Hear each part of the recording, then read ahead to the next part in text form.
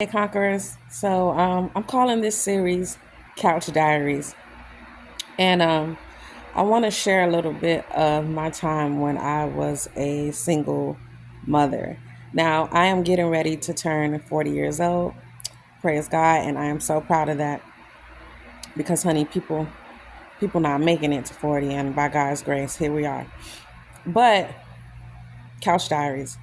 So I was a single mother of two young boys. By the time I turned 22, I had my two boys, and I thank God for my boys. They are a blessing from God. But and I grew up in the church, right?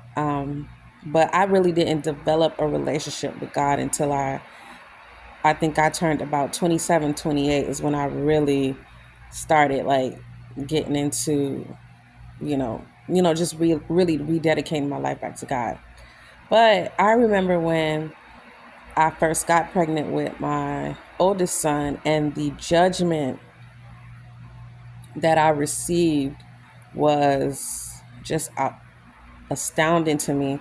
And the thing is, um, I knew what I was doing was wrong, but at the same time, you know, I just fell into sin. And my thing is now, um, people tend to judge you, um, and they make assumptions about you. Like, people said all kinds of stuff about me, and granted, I made a lot of decisions that was wrong, but I was so very young and just naive to life. So really, all my young girls, there's a reason why God doesn't want us to, have sex outside of marriage, right? Um, just appreciate the the body that God has gifted you, and don't just give it out just to anybody who says, you're pretty, or who says they love you but they really don't. You know what I'm saying? Um but I had so many people make so many comments, and the thing is, just because your life starts off one way, we serve a God that can redeem your life, right? And I had one of my old supervisors in the military. He told me, because baby, when I first went into the military at 18, I was a hot mess. Do you hear me? My attitude, and I just had a lot of growing up to do. And he was one of my first supervisors.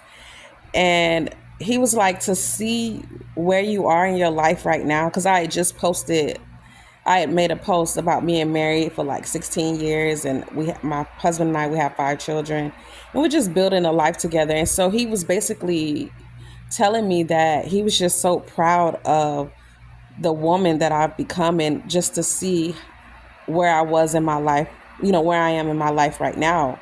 And so what I'm saying is, don't let your past mistakes define you.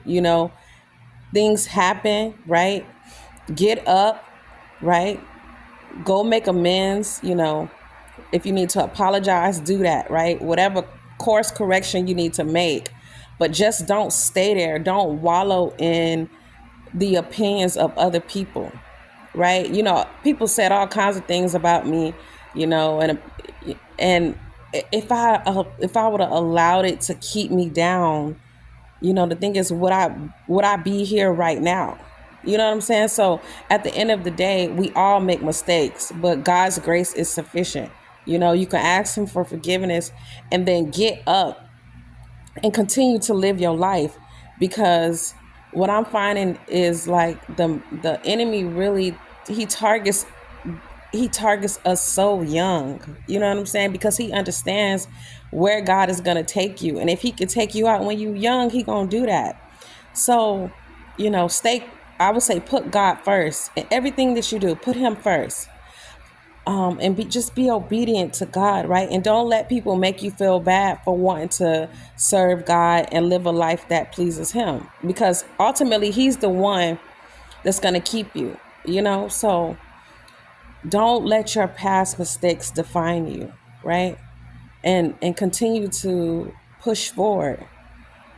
Don't be held back by what people said about you, or you made a mistake, you had a baby outside of wedlock, you know um whatever it is.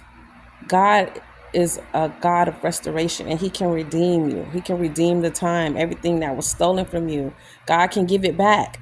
And I'm a witness that God will restore everything that was taken from you. But don't let people's opinions of you stop you, right? Don't let people's words keep you in a certain spot that you feel like you can't move forward. With God, all things are possible. So just, you know, make wise decisions, right?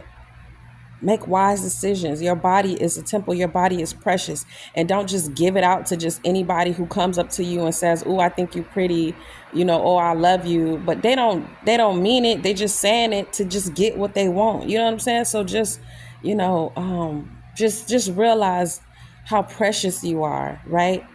And God will send the right man in your life, right? Don't surrender your future to a man with who just talks and then does not back up anything he says, right? You know, but live your life for God, and I'm telling you, he's gonna supply all of your needs, right? Just because something starts off a certain way, right, doesn't mean it's gonna end up that way. I'm a living proof, living proof. People said all kinds of stuff about me. I made some crazy decisions, some wild decisions, right? But I understood, like, okay, I'm raising two young boys, and I don't have time to play games. I don't have time to be playing games with my life, with my future. This is serious, right? So don't waste your time on on on things that's not gonna serve you, right? Don't waste your time on things that, first of all, that doesn't glorify God. Put God first, and I'm telling you, God will honor you, and he will take you far, right? You're beautiful. You're chosen by God. You have a purpose. You have a destiny.